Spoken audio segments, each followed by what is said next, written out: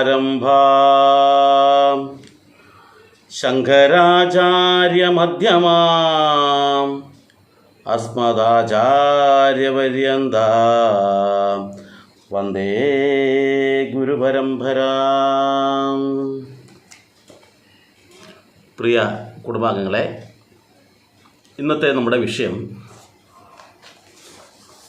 വിവാഹം കഴിഞ്ഞ ഒരു കുടുംബം. ഈ കുടുംബത്തിൽ ഭാര്യയും ഭർത്താവും തമ്മിൽ കലഹമാണ്. നിത്യവും നിസാര പ്രശ്നങ്ങൾക്ക് എപ്പോഴെങ്കിലും ഒരു കലഹം ഉണ്ടാകുന്നതല്ല. അത് സ്വതവേ എന്തായി, കല്യാണം കഴിഞ്ഞാൽ ഭാര്യയും ഭർത്താവും തമ്മിൽ എപ്പോഴെങ്കിലും ഒരു നിസാര പ്രശ്നത്തിന് ഒരു വഴക്കുണ്ടാവും. അത് ചട്ടിയും കലാമ്പും തട്ടിയും മുട്ടിയും ഇരിക്കുകയൊക്കെ പറയാറുണ്ടല്ലോ. ഇതങ്ങനെയല്ല. നിസാര പ്രശ്നമായാൽ പോലും അത് വലിയ പ്രശ്നമാവുകയും അതിൻ്റെ പേരിൽ കലഹം ഉണ്ടാവുകയും ചെയ്യുന്നു.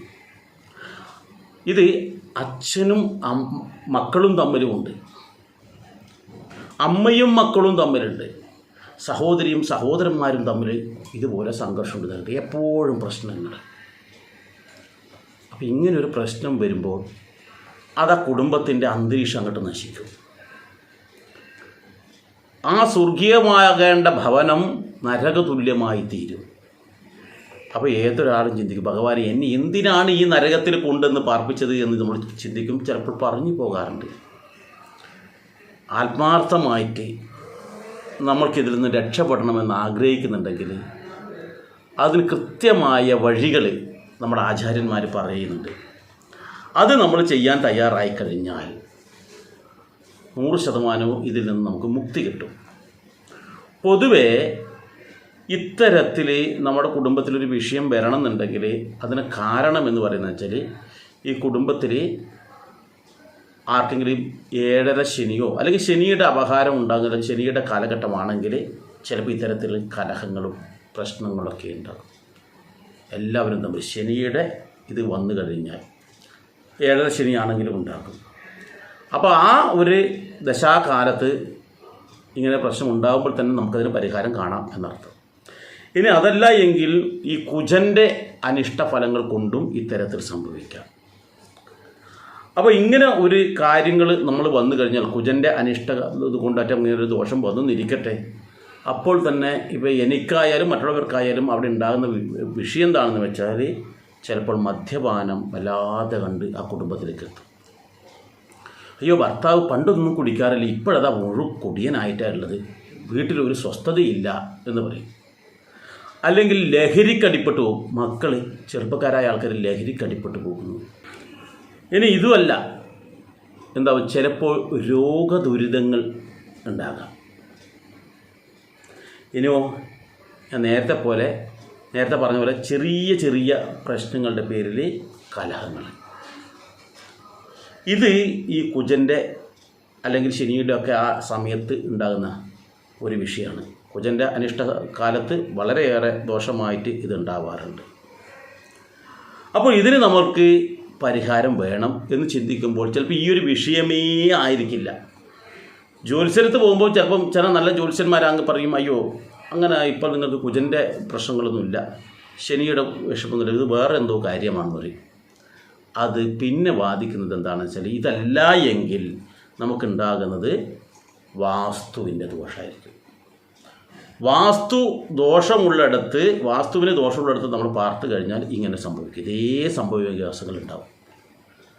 അതല്ല, നമ്മൾ കാലാകാലങ്ങളായി താമസിച്ചു വരുന്ന വീടാണ്, അതിനൊരു തരത്തിലുള്ള കൂട്ടിച്ചേർക്കലുകളോ കൂട്ടിക്കുറക്കലുകളോ ഒന്നും വരുത്തിയിട്ടില്ല, അപ്പനപ്പൂപ്പന്മാരുടെ കാലഘട്ടത്തെ നമ്മൾ ഉപയോഗിക്കുന്ന വീടാണ്, അല്ലെങ്കിൽ അച്ഛൻ്റെ കാലത്തെടുത്താണ്, ഇതുവരെ ഒരു പ്രശ്നങ്ങളൊന്നും ഉണ്ടായിട്ടില്ല. അങ്ങനെയുള്ള സ്ഥലമാണെങ്കിൽ എന്തായിരിക്കും അവസ്ഥ? ഞാൻ നേരത്തെ പറഞ്ഞ ശനിയുടെ ഇതോ അല്ലെങ്കിൽ കുജൻ്റെ ഇതോ ഒക്കെ ആയിട്ടുള്ള ഫലങ്ങൾ അവിടെ പ്രത്യക്ഷത്തിൽ പ്രകടമാകുന്നു എന്ന് വേണം നമ്മൾ മനസ്സിലാക്കാൻ.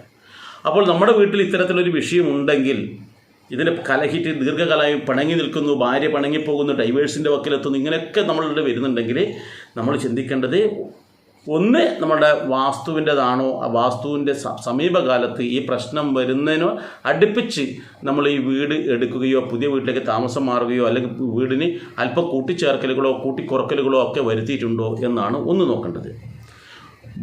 ഈ വീടിന് മാത്രമല്ല വീട്ടുപറമ്പിൽ നമ്മൾ വീട് വെക്കുന്ന ഇത് 10 സെൻറ്റ് സ്ഥലത്ത് മുമ്പ് വീട് വെച്ചതാണ്, അതിനകത്തൊരു 4 സെൻറ്റോ 5 സെൻറ്റോ വിറ്റുന്നിരിക്കട്ടെ, വിൽക്കുന്ന അവസരത്തിൽ നമ്മുടെ പറമ്പിൻ്റെ ആ ഇത് മാറും. അതുപോലെ വീട് എടുത്തിരിക്കുന്ന ആ സ്ഥലത്തിൻ്റെ ഈ ബ്രഹ്മസൂത്ര അടക്കം മാറി, കാരണം അത് വേറെ പറമ്പായി, അവിടെ മുറിച്ചു.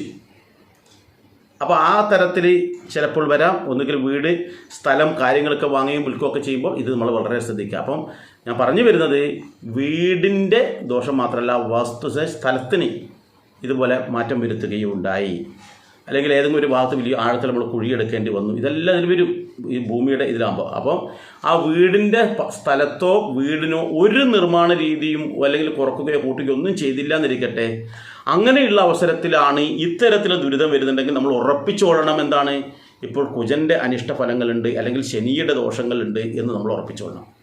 അപ്പോൾ അതിൻ്റെ പരിഹാരം ഞാൻ ഇതിന് മുന്നേ ചെയ്ത വീഡിയോയിലുണ്ട്. ശനിയുടെ അപഹാരം വന്നു കഴിഞ്ഞാൽ ദോഷം വന്നാൽ എന്താണ് പരിഹാരം എന്ന് കൃത്യമായിട്ടൊരു വീഡിയോ ചെയ്തിട്ടുണ്ട്. ഒന്ന് പുറകോട്ട് നോക്കിക്കഴിഞ്ഞാൽ നിങ്ങൾക്ക് കാണാൻ കഴിയും. അപ്പോൾ ഇനി വാസ്തുവിൻ്റെ ദോഷമാണെങ്കിൽ നമ്മൾ എന്ത് ചെയ്യണം, അത് പരിഹരിക്കണം. ഇത് പറയാൻ കാരണം, ഞാൻ ഇന്നലെ കണ്ണൂർ ജില്ലയിൽ നായാട്ടുപാറ എന്ന് പറയുന്ന സ്ഥലത്ത് അവിടെ നിന്ന് ഒരാൾ ഇന്നലെ വീട്ടിലേക്ക് വന്നിട്ട് വണ്ടി എടുത്തിട്ടാണ് വന്നത്.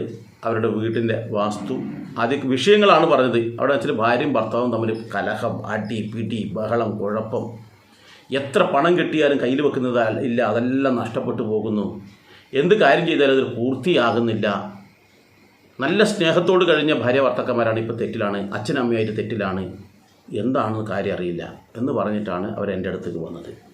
ഇപ്പോൾ കണ്ണൂർ ജില്ലയിലെ ഈ ഇരിക്കൂർ ഭാഗത്തായിട്ടുള്ള നായാട്ടുപാറയിൽ നിന്നുള്ള ഒരു കുടുംബാംഗമാണ്. ആളുടെ പേര് ഞാൻ പറയുന്നില്ല, കാരണം ചിലപ്പോൾ എല്ലാവർക്കും അറിയുന്ന ആളായിരിക്കും, അതൊരു വിഷമം വേണ്ട. അപ്പോൾ അദ്ദേഹം എൻ്റെ വീട്ടിലേക്ക് വന്നു. അപ്പോൾ ഇദ്ദേഹം ആ റിട്ടയർമെൻറ്റിന് തൊട്ട് മുമ്പായിട്ട് തന്നെ വീട് പണി തുടങ്ങിയിട്ടുണ്ടായിരുന്നു. അപ്പോൾ വീട് പണിയെല്ലാം കഴിഞ്ഞ് അദ്ദേഹം താമസം തുടങ്ങിയതിന് ശേഷമാണ് ഇത്തരത്തിലുള്ള അനിഷ്ട സംഭവങ്ങൾ. ഞാൻ പറഞ്ഞു ഏതായാലും വീട് നോക്കാം എന്ന് പറഞ്ഞ് ഞാൻ അദ്ദേഹത്തിൻ്റെ കാറിൽ ഇദ്ദേഹത്തിൻ്റെ വീട് കാണാൻ വേണ്ടി പോയി. അപ്പോൾ വീടെടുക്കുന്ന സമയത്ത് അദ്ദേഹത്തിന് ഇതിനെക്കുറിച്ചൊന്നും അറിയില്ല. ഒരാൾക്ക് പൈസ കൊടുത്തിട്ട് ആ വീടെടുക്കാൻ വേണ്ടിയിട്ട് ഏൽപ്പിച്ചു, എഞ്ചിനീയർമാർക്ക് ഏൽപ്പിച്ചു. നോക്കുമ്പോൾ മൊത്തത്തിൽ വാസ്തുവിൻ്റെ അല്ലെങ്കിൽ ആ വാസ്തുവിൻ്റെ കിടപ്പ് പലതരത്തിലായിട്ടാണ് കിടക്കുന്നത്. എവിടെയാണോ ഒരു കുടുംബനാഥൻ കിടക്കേണ്ടത് അവിടെയല്ല അവർ കിടക്കുന്നത്. പിന്നെ എവിടെ ബഹളമില്ലാണ്ടിരിക്കുക. ഈശാന കോണിൽ ബെഡ്റൂം പാടില്ല, നല്ലതല്ല, അത്ര ഗുണമില്ലാത്ത സ്ഥലമാണ്. അപ്പോൾ ഈശാന കോണിലാണ് അവർ താമസിക്കുന്നത്. കന്നിമൂലക്ക് ഒരു ബെഡ്റൂമുണ്ട്, ആ ബെഡ്റൂമിൽ അവർ താമസിക്കുന്നില്ല. അവിടെയാണ് അവർ കിടക്കേണ്ടത്. ഭാര്യയും ഭർത്താവും കിടക്കാൻ ഏറ്റവും ഉത്തമമായ സ്ഥാനം കന്നിമൂലക്കുള്ള റൂമാണ്. അവിടെ കിടക്കേണ്ടതിന് പകരം ഈശാന കോണിൽ പൊന്ന് കിടന്നു. അവിടെ കലഹത്തിൻ്റെ സാന്നിധ്യമുള്ള സ്ഥലമാണ്. എവിടെ പോകണം അത് പറഞ്ഞു കൊടുക്കുമ്പോഴൊക്കെയാണ് പിന്നെ ഓരോ ഭാഗം നോക്കുമ്പോഴാണെങ്കിലും ഓരോ ദോഷങ്ങൾ. മധ്യമസൂത്രം ബ്ലോക്ക് ചെയ്തിരിക്കുന്നു. അതുപോലെ ഈ വീടിൻ്റെ ഉള്ളിലുള്ള മർമ്മദോഷത്തിൻ്റെ മുകളിലാണ് സ്റ്റെയർ വന്നിട്ടുള്ളത്. കാരണം ആ കൃത്യമായിട്ടുള്ള വേദമർമ്മ അതെല്ലാം ഒഴിവാക്കണം. അതിൻ്റെ മുകളിൽ നിർമ്മാണങ്ങൾ പാടില്ല. അതിൻ്റെ മുകളിൽ നിർമ്മാണം വന്നിരിക്കുന്നു. അപ്പോൾ അത് മാറ്റാൻ വേണ്ടി പറഞ്ഞു. ഇങ്ങനെ നോക്കുമ്പോൾ പലതരത്തിലുള്ള അബദ്ധങ്ങൾ ആ വീട്ടിൽ ചെയ്തിട്ടുണ്ട്. അടുക്കളയുടെ സ്ഥാനം പോലും മാറിയിട്ടാണുള്ളത്. ആരോ എടുത്തു കൊടുത്തു. അപ്പോൾ അദ്ദേഹത്തിന് അത് കാര്യം പറഞ്ഞ് ബോധ്യമായി. തിരിച്ചെന്നെ വീട്ടിൽ കൊണ്ടാക്കുകയും ചെയ്തു. ഇത് പറയാൻ കാരണം വെച്ചാൽ ഇത്തരത്തിൽ നമ്മുടെ വീട് നിർമ്മിക്കുന്ന അവസരത്തിൽ നമ്മുടെ ശ്രദ്ധയില്ലാതെ ചിലപ്പോൾ നമ്മൾ നല്ല ഒന്നാന്തരം ഒരു കുറ്റിക്കാരനായിരിക്കും, വീട്ടിന് വേണ്ടിയിട്ട് മുഹൂർത്ത കുറ്റിയൊക്കെ അടിച്ച് നല്ല ഇതൊക്കെ തന്നിട്ടുണ്ടാവും. പക്ഷേ വീട് നിർമ്മിക്കുമ്പോൾ അത് അങ്ങോട്ടും ഇങ്ങോട്ടും മാറ്റി ചെയ്തു. ഇന്ന് ഞാൻ ഈ കണ്ണൂർ ജില്ലയിൽ തന്നെ കാടാച്ചിറ എന്ന് പറയുന്ന സ്ഥലത്തിൻ്റെ അടുത്ത് ഒരു വീട്ടിൽ പോയി. അവിടെ പോകുന്ന സമയത്ത് എന്താണെന്ന് വെച്ചാൽ ആ വീടിൻ്റെ ശരിയായ തരത്തിൽ പ്ലാൻ വരച്ച് കുറ്റിയിട്ടിട്ട് ഒരാൾ കൊടുത്തിരുന്നു. ഇപ്പോഴല്ല, 25 വർഷം മുന്നേ ആയിരുന്നു നല്ല ഒരാൾ ചെയ്തു കൊടുത്തു. പക്ഷെ വീടെടുക്കുന്ന അവസരത്തിൽ ആ വീടെടുക്കുന്ന ആളുടെ നിർദ്ദേശം അനുസരിച്ച് ഇവർ ചെറിയൊരു മാറ്റം വരുത്തി. അപ്പോൾ അതിൻ്റെ കുറ്റിയൊക്കെ മാറ്റി വേറൊരു സ്ഥലത്തൊക്കെ അവർ പണിക്കാരന് ഇഷ്ടമുള്ള സ്ഥലത്ത് അടിച്ചു. കിണറിൻ്റെ തരം തോന്നിയ പോലെ അടിച്ചു. ദുരിതങ്ങൾ. അപ്പോൾ ഞാൻ പറഞ്ഞു ഇതല്ലല്ലോ ശരിക്കും ഇതിൻ്റെ കുറ്റി ഇതല്ലല്ലോ എന്ന് പറഞ്ഞാൽ അല്ല, ഇത് നമ്മളന്ന് പണിയെടുത്തിട്ട് പണിക്കാരൻ പറഞ്ഞു ഇതിങ്ങനെ ചെയ്താലാണ് നല്ലത്, അങ്ങനെ ചെയ്താലാണ് നല്ലതെന്ന് പറഞ്ഞിട്ട് അതിനനുസരിച്ച് മാറ്റം വരുത്തി എന്ന് പറഞ്ഞു. അപ്പോൾ നമ്മളറിയാതെ തന്നെ, അല്ലെങ്കിൽ നമ്മൾ അറിഞ്ഞും ഇതിൻ്റെ ദുരിതം അറിയാതെ നമ്മൾ പലതും ചെയ്ത് കാണും. ഏതായാലും ഇങ്ങനെയും വാസ്തുദോഷപ്രകാരവും അതുപോലെ 7.5 ശനിയും കുജൻ്റെ ദോഷപ്രകാരം ശനിയുടെ അപകാരപ്രകാരം ഒക്കെ തന്നെ നമ്മുടെ വീട്ടിൽ ഇത്തരം പ്രശ്നങ്ങൾ ഉണ്ടാകാം. അമ്മ എന്തെങ്കിലും പറഞ്ഞാൽ അത് അച്ഛന് ഇഷ്ടപ്പെടില്ല, അച്ഛൻ പറയുന്നത് അമ്മയ്ക്ക് തീരെ ഇഷ്ടപ്പെടില്ല. ഇത് തന്നെയാണ് മക്കൾക്കും അച്ഛനും അമ്മയ്ക്കും പരസ്പരം ഒരു കാര്യവും പറയാൻ പറഞ്ഞു കഴിഞ്ഞാൽ അവിടെ കലഹ. എന്തെങ്കിലും ഒരു കർമ്മം നല്ലതിന് വിചാരിച്ചിട്ട് എന്തെങ്കിലും ചെയ്തു കഴിഞ്ഞാൽ അത് മറ്റുള്ളവർക്ക് ഇഷ്ടപ്പെടില്ല. അപ്പോൾ എന്തെങ്കിലും അവർക്ക് നല്ലൊരു കാര്യമുണ്ട്. ഇപ്പോൾ ഭക്ഷണം വിളമ്പിയിട്ട് കൊണ്ടു കൊടുക്കുകയാണ്.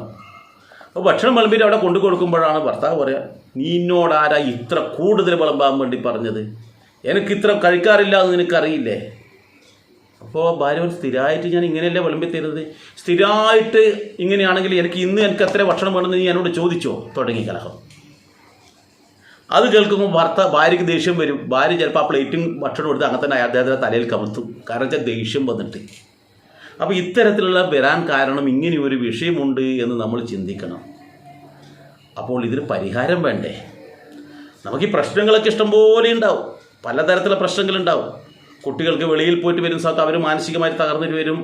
അതുപോലെ തന്നെ വീട്ടിലേക്ക് തിരിച്ചെത്തുന്ന സമയത്ത് ചിലപ്പോൾ ലഹരിക്കടിപ്പെട്ട് പോയിട്ടുണ്ടാവാം, അവർ പ്രേമക്കുഴിയിൽ വീണിട്ടുണ്ടാവാം, പലതരത്തിലുള്ള പ്രശ്നങ്ങൾ അതിജീവിക്കാൻ പറ്റാത്ത തരത്തിലായിട്ടുണ്ടാവാം.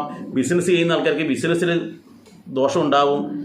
ജോലി സ്ഥലത്ത് ജോലി ചെയ്യാൻ പറ്റാത്ത അവസ്ഥ, വീട്ടിൽ നിന്ന് ജോലിക്ക് പോകാൻ പറ്റാത്ത അവസ്ഥ, വീട്ടിലേക്ക് തിരിച്ചു വരാൻ പറ്റാത്ത അവസ്ഥ. ഇന്ന് ഞാൻ പോയടുത്ത് കണ്ടതെന്ന് വെച്ചാൽ ആ വീട്ടിലെ അഗ്നികോണിലുള്ള മുറിയിലാണ് അവിടുത്തെ ചെറുപ്പക്കാരൻ കിടക്കുന്നത്. ഞാൻ പറഞ്ഞു അഗ്നികോണിൽ ഒരു കാരണവശാലും ബെഡ്റൂം പാടില്ലാത്തതാണ്. അഗ്നി എന്ന് പറഞ്ഞാൽ ചൂടാണ്, അവിടെ ചൂടാണ് ആ കോണിൻ്റെ പ്രത്യേകത. അഗ്നിയുടെ പ്രതിഭാസമുണ്ടാകും. ആ സ്ഥലത്ത് ഒരാൾ കിടന്നു കഴിഞ്ഞാൽ അയാളുടെ മാനസികാവസ്ഥ എന്തായിരിക്കും അവസ്ഥ? അപ്പോൾ ഇത്തരത്തിൽ വാസ്തുവിൽ വരുന്ന ദോഷങ്ങളെല്ലാം നമ്മൾ ശ്രദ്ധിക്കണം. എന്നിട്ട് എന്ത് ചെയ്യണമെന്നില്ല, അതിന് പരിഹാരം കാണണം. ഇപ്പം നമുക്ക് പെട്ടെന്ന് നമുക്കൊരു ആശ്വാസം എന്ന രീതിയിൽ ഇപ്പോൾ ശനിയുടെ കാലഘട്ടത്തിൽ മറ്റുള്ള ദോഷങ്ങൾക്കൊക്കെ ഒരു പരിഹാരം എന്ന് പറയുമ്പോൾ വാസ്തുവിൻ്റെയൊക്കെ ദോഷം നമുക്ക് മാറ്റണമെങ്കിൽ കുറച്ച് ദിവസം പിടിക്കുമല്ലോ. ഒരു വീട്ടിൽ പലതരത്തിലുള്ള ദോഷങ്ങൾ ഉണ്ടാവുമല്ലോ. അപ്പോൾ ഇതിന് നമുക്കൊരു പരിഹാരം എന്താണെന്ന് വെച്ചാൽ, കുടുംബം എന്ന് പറയുമ്പോൾ നമ്മൾക്ക് ആദ്യം നോക്കുന്നത് നമ്മുടെ ദേവീദേവന്മാരുടെ കൂട്ടത്തിൽ ഏറ്റവും ശ്രേഷ്ഠമായ കുടുംബജീവിതം നയിച്ചിട്ട് നമ്മുടെ മുമ്പിൽ നിൽക്കുന്നത് ഉമാമഹേശ്വരന്മാരാണ്, ശിവനും പാർവതിയും. അവിടെ വളരെയേറെ മാതൃകയാക്കേണ്ട കാര്യം എന്ന് വെച്ചാൽ ശിവനുണ്ട്, ഗണപതിയുണ്ട്, മുരുകനുണ്ട്, അതുപോലെ തന്നെ പാർവതിയൊക്കെ ഉണ്ട്. പാർവതിയുടെ വാഹനം എന്താ? സിംഹം. ശിവൻ്റെ വാഹനം എന്താ? കാള. ഈ സിംഹം ഈ കാളയെ ഉപദ്രവിക്കുന്ന പോലുമില്ല, കിട്ടിക്കഴിഞ്ഞാൽ തട്ടി ഭക്ഷണമാക്കേണ്ടതാ. പക്ഷെ അവർ സ്നേഹത്തിലാണ്. അതുപോലെ ഗണപതിയുടെ വാഹനം എലിയായിട്ടാണ് പറയുന്നത്. എന്നാൽ സുബ്രഹ്മണ്യൻ്റെ അരികിൽ എപ്പോഴും പാമ്പാ. ഈ പാമ്പ് ഈ എലിയെ തിന്നാറില്ല. സുബ്രഹ്മണ്യൻ്റെ അരികിൽ പാമ്പും ഉണ്ട്, മയിലുമുണ്ട്. മയിലിന് ഏറ്റവും ഇഷ്ടപ്പെട്ട ഫുഡാണ് ഈ പറയുന്ന പാമ്പ്, അതിനെയും തൊടാറില്ല. ഈ മയിൽ ഈ എലിയെ തൊടാറില്ല. എല്ലാവരും ഒരുമയോട് കഴിയുന്നു. അപ്പോൾ അതുകൊണ്ട് തന്നെ നമ്മുടെ വീടുകളിൽ നമ്മൾ നിർബന്ധമായിട്ടും പറ്റുമെങ്കിൽ ഉമാമഹേശ്വരനും അതുപോലെ ഗണപതിയും മുരുകനും ഒക്കെയുള്ള ആ ഫോട്ടോ ഉണ്ടല്ലോ, ആ ഫോട്ടോ നമ്മുടെ വീട്ടിൽ വെച്ചിട്ട് നമ്മൾ പൂജിക്കുന്നത് നന്നായിരിക്കും. നിർബന്ധമായിട്ട് നിങ്ങൾ ചെയ്യണമെന്നും ഞാൻ പറയാം. നിങ്ങൾക്ക് ഇഷ്ടമുണ്ടെങ്കിൽ മാത്രം ചെയ്താൽ മതി, ഇല്ലെങ്കിലും നിങ്ങൾക്ക് ചെയ്യാൻ പറ്റുമെങ്കിൽ അത് നല്ലതായിരിക്കും. ഈ ഫോട്ടോ വെച്ചിട്ട് നമ്മൾ ജപിക്കാം. എന്ത് ജപിക്കണം? ഓം ശക്തി ഐക്യരൂപിണേ നമഃ. ഈ മന്ത്രം ജപിക്കാം. ഓം ശക്തി ഐക്യ രൂപിണ്യേ നമഃ. ഇത് ശിവനും ശക്തിയും കൂടി ചേർന്നാലാണ് അത് ദൃഢമാകുന്നത്. അപ്പോൾ ഈ ശക്തി നമ്മുടെ കുടുംബത്തിൽ ഉണ്ടാകണം. മറ്റ് പ്രതിസന്ധികളൊന്നും നമ്മളുടെ അരികിലേക്ക് വരരുത്. ഈ ഒരു വിഷയത്തിൻ്റെ പേരിൽ നിങ്ങൾ ജ്യോത്സ്യരത്ത് പോയിട്ടോ മന്ത്രവാദികളത്ത് പോയിട്ടോ ഒരു പൂജയും ഹോമങ്ങളൊന്നും ചെയ്യണ്ട. വെറുതെ പണം ചിലവാക്കുക. നമ്മളിങ്ങനെ പോകാൻ വേണ്ടി കാത്തു നിൽക്കുകയാണ്, നമ്മുടെ കഴുത്തിൽ കത്തി പിടിക്കാൻ വേണ്ടി ചില ആൾക്കാരും. ചിലപ്പോൾ അവർക്ക് ഇതിനെക്കുറിച്ച് ഒരു ധാരണ ഉണ്ടാവില്ല. അവർ പറയും ആ പൂജ ചെയ്യണം, ഈ പൂജ ചെയ്യണം, അതൊരു 50,000 രൂപയോ 1,00,000 രൂപയോ എന്നിട്ട് നമ്മളെ കഴുത്തിന് കത്തി പിടിക്കാൻ തയ്യാറായി നിൽക്കുന്ന ചില ആൾക്കാരുണ്ട്. അപ്പോൾ നമ്മളെന്ത് വേണമെന്നറിയോ? നമ്മൾ കുടുംബസമേതം പറ്റുമെങ്കിൽ കുളിയൊക്കെ കഴിഞ്ഞ് ശുദ്ധിയായിട്ട് സന്ധ്യാസവേളയിൽ നമ്മൾ ഈ മന്ത്രം ചെയ്യുക. ദിവസവും ചെയ്യുന്നുണ്ടെങ്കിൽ നമുക്ക് അവിടെ കലഹം ഉണ്ടാവില്ല. 7:30 ശനിയോ 8:30 ശനിയോ 10:30 ശനിയോ എന്ത് ശനി വന്നാലും നമ്മളെ ബാധിക്കില്ല. അത് നമ്മൾ ചെയ്യാം. ഇനിയോ വേറൊരു കാര്യം വെച്ചാൽ ക്ഷിപ്രപ്രസാദി ആയിട്ടുള്ള ഗണപതിയുണ്ട്. അപ്പോൾ ക്ഷിപ്ര ഗണപതി യന്ത്രം എന്നൊരു യന്ത്രം നമ്മൾ നല്ല അറിവുള്ള ആൾക്കാരെ കൊണ്ട് എഴുതിപ്പിച്ചിട്ട് അത് വാങ്ങിച്ചിട്ട് വീട്ടിൽ വെച്ച് പൂജിക്കാം. ആ യന്ത്രത്തിൻ്റെ മുന്നിൽ നമ്മൾ ഗണപതിയെ പ്രാർത്ഥിക്കുക. എല്ലാ തടസ്സങ്ങളും നീക്കിത്തരാൻ വേണ്ടിയിട്ട് ഏറ്റവും ഉത്തമമാണ് എന്തെന്ന് ക്ഷിപ്ര ഗണപതി യന്ത്രം. ഈ യന്ത്രം വാങ്ങിച്ച് വെക്കാൻ പറ്റുമെങ്കിൽ നന്നായിരിക്കും. എല്ലാം ചെയ്യണമെന്നൊന്നുമില്ല കേട്ടോ, ഏതെങ്കിലും ഒന്ന് ചെയ്താലും മതി. എല്ലാം ചെയ്താൽ ഉത്തമം, നമ്മളെ സാമ്പത്തിക സ്ഥിതി അനുസരിച്ച് ചെയ്താൽ മതി. ഇനി ഇത് രണ്ടും വേണമെന്നില്ല, ഇതുമല്ല, ഇതൊക്കെ നല്ലതാണ്, വളരെ ഉത്തമമാണ്. ഇനി അല്ല കുറേ കൂടി നമുക്ക് ശ്രേഷ്ഠമായ ഒരു കുടുംബാന്തരീക്ഷം വേണമെന്ന് ആഗ്രഹം ഉണ്ടെങ്കിൽ എന്ത് വേണം വെച്ചാൽ ഭാഗവതം എടുത്ത് അതിൽ രുക്മിണി സ്വയംവരം എന്ന് പറയുന്നൊരു ഭാഗമുണ്ടല്ലോ, അത് നമ്മൾ നിത്യേന പാരായണം ചെയ്യാം. അങ്ങനെ ചെയ്യുമ്പോഴും നമ്മുടെ കുടുംബത്തിൽ അതിൻ്റെതായ ഗുണം നമുക്ക് ലഭിക്കും. പിന്നെയോ ഇതുമല്ലെങ്കിൽ ഇതിൻ്റെ കൂട്ടത്തിൽ വേണമെങ്കിൽ സൗന്ദര്യലഹരിയിലെ 46-ാമത്തെ ശ്ലോകം നമ്മൾ അങ്ങോട്ട് ജപിക്കുക നിത്യവും. 46-ാമത്തെ ശ്ലോകം പരമാവധി എത്ര തവണ ചെല്ലാൻ പറ്റുമോ അത്രയും ജപിച്ചോളൂ, അത്രയും ഗുണമാണ്. പിന്നെ നമുക്കുള്ള വെച്ചാൽ ഇതിൻ്റെ ശക്തി പരമാവധി കുറക്കാൻ വേണ്ടിയിട്ട് നമ്മൾ ചെയ്യാൻ പറ്റുക. ഞാൻ നേരത്തെ പറഞ്ഞു ഉമാമഹേശ്വര ക്ഷേത്രത്തെക്കുറിച്ച് അല്ലെങ്കിൽ ഈ ശക്തിയെക്കുറിച്ച് പറഞ്ഞു. അപ്പോൾ ഉമയും മഹേശ്വരനുമുള്ള അല്ലെങ്കിൽ ശിവപാർവതിമാരുള്ള ക്ഷേത്രങ്ങളുണ്ടാവും. ഉമാമഹേശ്വര ക്ഷേത്രങ്ങൾ ഉത്തമം. അല്ലെങ്കിൽ ശിവനും പാർവതിയും ചിലപ്പോൾ 2 കോവിലായിരിക്കും, അല്ലെങ്കിൽ അടുത്തടുത്തുണ്ടാവാം. ശിവൻ്റെ പേരിലായിരിക്കും ക്ഷേത്രം ഉണ്ടാവാം. അങ്ങനെ ശിവപാർവതിമാരുള്ള ക്ഷേത്രത്തിൽ പോയിട്ട് അത് ഏത് ദിവസം പോകാം? ഒന്നുകിൽ നിങ്ങൾ വിവാഹം കഴിഞ്ഞ ദിവസം നിർബന്ധമായിട്ടും പോകണം, വിവാഹം കഴിഞ്ഞ ദിവസം. അതുപോലെ നിങ്ങളുടെ പിറന്നാളുണ്ടാവും, പക്കപ്പിറന്നാൾ. ഓരോ മാസത്തിലും ഓരോ പിറന്നാളുണ്ടാവും. അത് ഭാര്യയ്ക്കും ഉണ്ടാവും, ഭർത്താവിനുണ്ടാവും. ഈ പക്കപ്പിറന്നാൾ ദിവസം നിങ്ങൾ ക്ഷേത്രത്തിൽ പോവുക. ആരുടെ ക്ഷേത്രത്തിൽ? ശിവപാർവതിമാരുടെ ക്ഷേത്രത്തിൽ പോവുക. എന്നിട്ട് അവിടെ ഐക്യമത്യ പുഷ്പാഞ്ജലി എന്നൊരു ഇതുണ്ട്, അതങ്ങോട്ട് കഴിക്കാം. അവിടെ ഇരുന്നിട്ട് വേഗം പോയിട്ട് തൊഴുതിട്ട് വരല്ല വേണ്ടത്. അവിടെ എവിടെയെങ്കിലും 2 പേര് ഏതെങ്കിലും ഒരു സ്ഥലത്ത് ഇരുന്നിട്ട് ഒരു 108 പഞ്ചാക്ഷരി മന്ത്രം. എന്താ പഞ്ചാക്ഷരി മന്ത്രം? ഓം നമഃശിവായ. ആ തരത്തിൽ പഞ്ചാക്ഷരി മന്ത്രം ജപിക്കുക 108 തവണ. ഒരു പ്രശ്നവും ഉണ്ടാവില്ല. ഇങ്ങനെയുള്ള പ്രശ്നങ്ങളെല്ലാം നമുക്ക് അതിജീവിക്കാം. പിന്നെ നമ്മളെന്ത് വേണമെന്നറിയുക, ഇതൊക്കെ നമ്മൾ എന്താണ് ആധികാരികമായിട്ട് നമ്മുടെ ആത്മീയമായിട്ടുള്ള കാര്യങ്ങളാണ്. ഇതെല്ലാം ആത്മീയമായിട്ടുള്ളത്. പക്ഷെ ഇവിടെ ഭൗതികമായിട്ടും നമ്മൾ ചില കാര്യങ്ങൾ ചെയ്യേണ്ടതുണ്ട്. ഭൗതികമായിട്ട് നമ്മൾ ചെയ്യേണ്ട കാര്യം എന്താണെന്ന് വെച്ചാൽ, ഭർത്താവ് വെളിയിൽ പോയി ജോലി കഴിഞ്ഞ് തിരിച്ച് വരുന്ന സമയം ഇരിക്കട്ടെ, ചിലപ്പോൾ തളർന്ന അവശനായിട്ടായിരിക്കും വരിക, വിശന്നിട്ടായിരിക്കും വരിക, ദാഹിച്ചിട്ടായിരിക്കും വരിക, ചിലപ്പോൾ മറ്റുള്ളവരോടുള്ള ദേഷ്യം പിടിച്ചിട്ട് വരുന്നതായിരിക്കും. നമ്മൾ വീട്ടിൽ എന്ത് വിഷയമുണ്ടായാലും, സന്തോഷമുള്ളതാവട്ടെ, സന്താപമുള്ളതാവട്ടെ, വിഷമമുള്ളതോ പ്രശ്നങ്ങളോ ഗുരുതരാവസ്ഥ എന്താവട്ടെ, കയറി വരുമ്പോൾ തന്നെ നമ്മൾ ഒരിക്കലും അത് പറയരുത്. ഇനി മദ്യപിച്ചിട്ടാണ് ഭർത്താവ് വരുന്നതെന്നിരിക്കട്ടെ, വരുന്നുണ്ട് കാലൻ, എപ്പോഴും കുടിക്കാൻ പൈസയുണ്ട്, വീട്ടിലേക്ക് അരി വാങ്ങാൻ പൈസയില്ല, പറയാറില്ല ചില ആൾക്കാർ. ഒന്നും തന്നെ പറയരുത്. കയറി വരുമ്പോൾ പരമാവധി സ്നേഹത്തോടു കൂടി അവരെ സ്വീകരിക്കാൻ, നല്ല വാക്കുകൾ പറഞ്ഞിട്ട്. ജോലി കഴിഞ്ഞ് തളർന്നു വരുന്ന ആളാണെങ്കിൽ നമ്മൾ വേഗം തോർത്തൊക്കെ എടുത്ത് കൊടുത്തിട്ട് പറയാം, ഒന്ന് കുളിച്ചിട്ട് വരും. ഭർത്താവിനാകെ സംശയം, ഇതിൽ തന്നെയാണ് എൻ്റെ ഭാര്യ, വീട് മാറിപ്പോയോ എന്ന് സംശയിക്കുക. കാരണം എന്താ, ദിവസം കയറി വരുമ്പോൾ എന്താണുള്ളത്? കുത്തുവാക്കുകളാണ് ഉണ്ടാവുക. ആ കുത്തുവാക്ക് കേൾക്കുമ്പോൾ, ഒന്ന് കേൾക്കുമ്പോൾ 10 വാക്കുകൾ തിരിച്ചാര് പറയും? ഭർത്താവ് പറയും. അത് കേൾക്കുമ്പോൾ 25 തിരിച്ചങ്ങോട്ട് പറയും. അവസാനം നിമിഷത്തായിരിക്കും ഒരു അവസ്ഥ, ഭാര്യ ഇങ്ങനെ കുനിഞ്ഞു നിന്ന് കൊടുക്കും, ഇനി എന്താ തരാനൊക്കെ തന്നോളൂ പുറത്തേക്ക് എന്നിട്ട്. ഈ ഒരു അവസ്ഥയുണ്ട്.